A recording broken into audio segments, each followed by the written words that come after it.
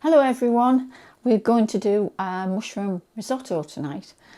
I've had a few people ask for this, and I'll be honest, we need a quick tea tonight. So although a lot of people believe a risotto will take forever, usually 15-20 minutes, and I've got a risotto produced. So I thought, well, seeing as a few people have asked, I'll take you through what I'm doing.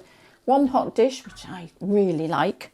So for me, I like space, so it's all going in I do so much in the wok. I just want to take you through the ingredients quickly. This was what inspired the mushroom risotto tonight. I saw those and I thought, oh my God, they look so lovely. There's pink mushrooms and all different mushrooms in there. So we're using mushrooms. I've got a couple of ordinary chestnut mushrooms. We're using garlic. We're using some parsley, some butter, some white wine, red onion, my favourite ketchup, mushroom ketchup, with just a teaspoonful of that. Arborio rice, which I find is, it is a risotto rice, and I think it says that, yeah. I have used another one, beginning with C, and I can't remember. Equally as good, but this is good rice. Olive oil, fresh parmesan, and chicken stock. That's what's going in. So I'm going to start first by, I'm going to chop up the onions, chop up the garlic, and then my very first step though is I'm going to get the butter and the oil to a nice temperature and saute off the rice. So I'll bring you back to that point after I've done a little bit of chopping. See you in a minute.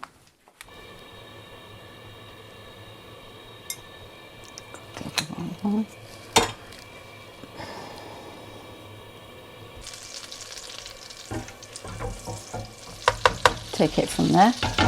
Okay, I've got my oil and my butter in the wok, bubbling away. We don't want that. Some recipes call for a brown butter. This is not one of them. So we just need to melt that off. It's just about gone. I'm going to measure in my rice.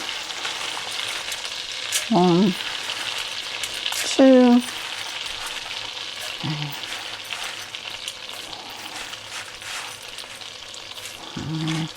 1 more full of 6. In fact, I'm going to finish that packet, so say 7. This is for 2 of us, and you can always freeze this. So into the pan, what you're doing is covering these grains of rice, and we're just going to cook them for a minute or 2. Just let the heat get to them. You don't want them very high heat. You don't want them actually burning or toasting, anything like that. You're just wanting them to start the cooking process, almost to like sort of crack the grain, if you like. Okay, what this is, you're looking for a translucence colour, or sort of the edges of the grains of rice do go a little bit translucent. When you start to see that on most of them, which I am seeing over here, you probably can't see it on camera, but some of those are turning translucent.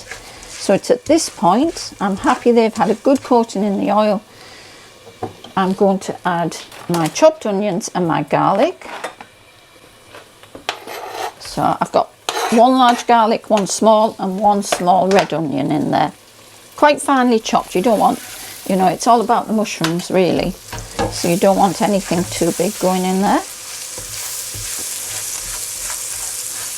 They're just, again, it's just a gentle cooking down. Don't want anything too high on this.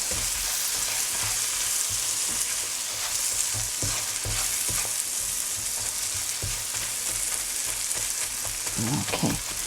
Now while that just sits there for a minute, I'm going to start and chop my mushrooms. By the way, I don't know if you noticed, folks, it's not Waitrose for a change. This selection was Tesco's finest. I was very impressed today. I think some of these beautiful wild mushrooms, I'm just gonna, you know, pull them apart, because these are quite special. So you want to be able to know you're having quite special mushrooms. So let's just shred them up a little bit. That looks like a chestnut to me. Oh, it isn't though. It's kind of a different texture. It's quite interesting. These are beautiful pink. I know they won't be pink when they've cooked. Bit of a shame, I do like pink things. Right, okay. I put all of these in because anything like this you don't want sitting around in your fridge too long. So I bought them today, it's better using them today.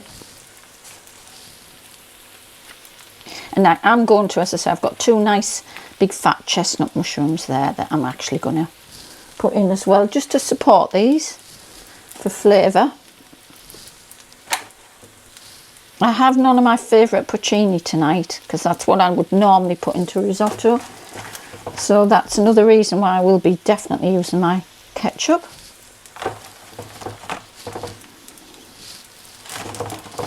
Right, that's my wild mushrooms gone in. So I'm just stirring. Let's get everything amalgamated. Oh gosh, already I can smell mushroom.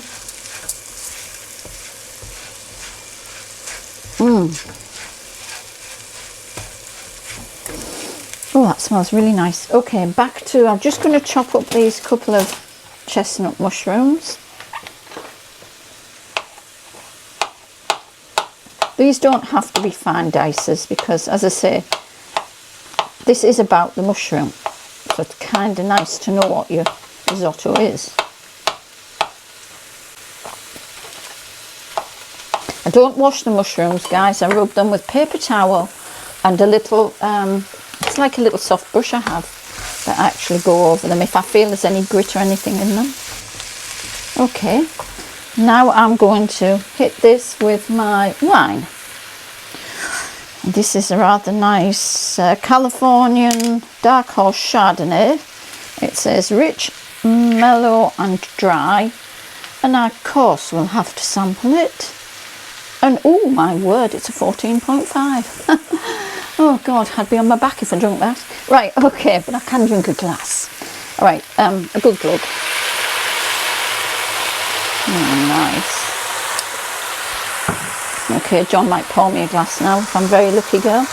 But one thing I've just thought about, I've actually not got out, but I am going to get out any minute now, is Dijon mustard. I'll get myself a little spoon. I didn't put that on my list, but I suddenly, because this is my recipe, I make risottos, I put prawns in, I put anything in a risotto. It's very on the fly. I'm not reading a recipe, so when I'm working doing it for you guys, I have to suddenly think, God, what do I put in it? Just remembered, Dijon mustard. Let me go and get it. Right, okay, that wine's all cooking down. You want that to like evaporate into the mushrooms. Okay, nice French Dijon. A nice good rounded teaspoon. Get that in, and that's going to just support everything. At this point, I think I will also add my mushroom ketchup. Going to use a little bit more tonight because I haven't actually got any porcini. What would you say? Half a tablespoon? I don't want to overdo it, so that will do. Yum. Right, just make sure you're getting that round. Right.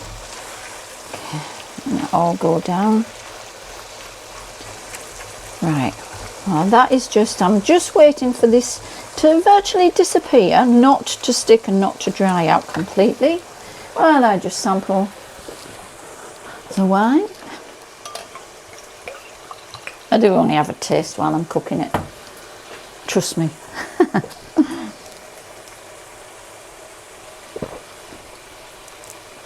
Ooh, bit sweet for me. My husband will love it. It'd probably change. Well, bye-bye wine. I better get my own out, I think. My husband's he likes a Chardonnay. I'm actually much more Sauvignon Blanc girl. And I love my rosés. I like sweet things. I like champagne. He likes sweet things like me. Right, okay. So that's just about, you can see, that wine's just about gone. So let's, you know, the pros on YouTube, professional chefs, ladle this in. Slowly. So that's my version of ladling it in. I'm not just chucking the jug in, I am giving the rice time to absorb everything. So, right, okay. Now again, I'm going to let that absorb, and I'm just going to start and put I'm not putting any salt in because I'm using chicken stock cubes, which are salty, but I am adding a nice kick freshly ground black pepper. Oh, it's looking good. Right, okay, it's getting now that stock that I put in has been absorbed by the rice. So again, probably I would say that's a good ladle each time that I'm putting the stock in. I do have a ladle if I was using it, but you know, why make washing up? Or why use more space in the dishwasher? Right, okay. Again, that's going to do its thing.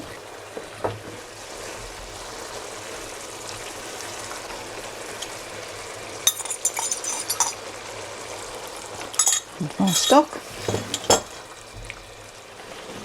Just going to try this sauce.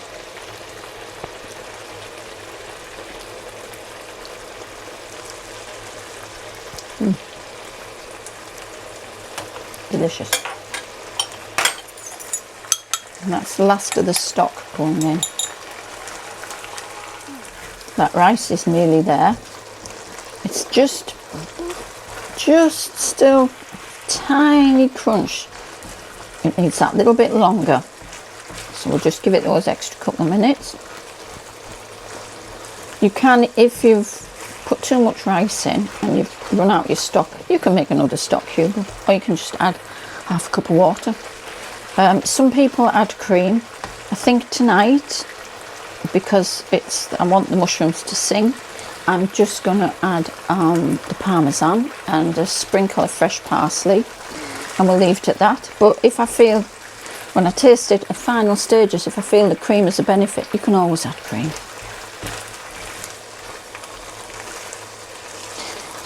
The Chardonnay, we've just decided, is ridiculously sweet. Dark Horse Chardonnay, boy is it dark horse. Tastes, well, I can't describe how sweet it is. So we won't be drinking that. I'm going to use it to cook poached pears in it. We're going to get another bottle of wine out and we're going to have that. So just, if you're buying Dark Horse Chardonnay, make sure you like sweet wines.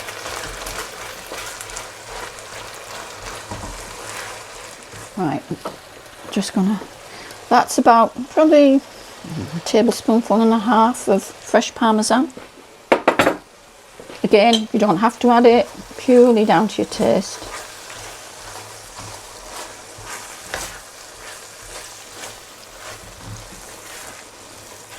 I just find often the parmesan really enriches a risotto. Fresh parsley gives it a little bit.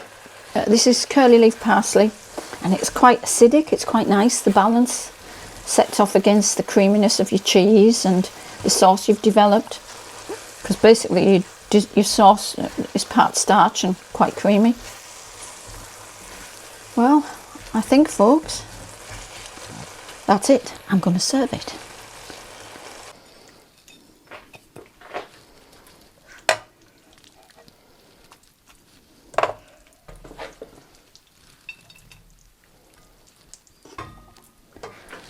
Black pepper on there.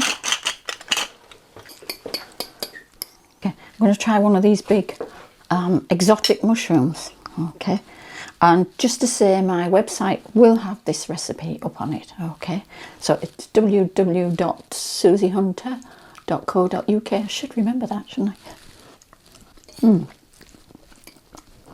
That's beautiful. And the texture of that wild mushroom is really quite different. More like eating a meat, which is probably why so many vegetarians use mushrooms and wild mushrooms as a meat substitute. So yeah, absolutely delicious. Give it a shot, guys, and try it out. Thanks for watching. See you very soon.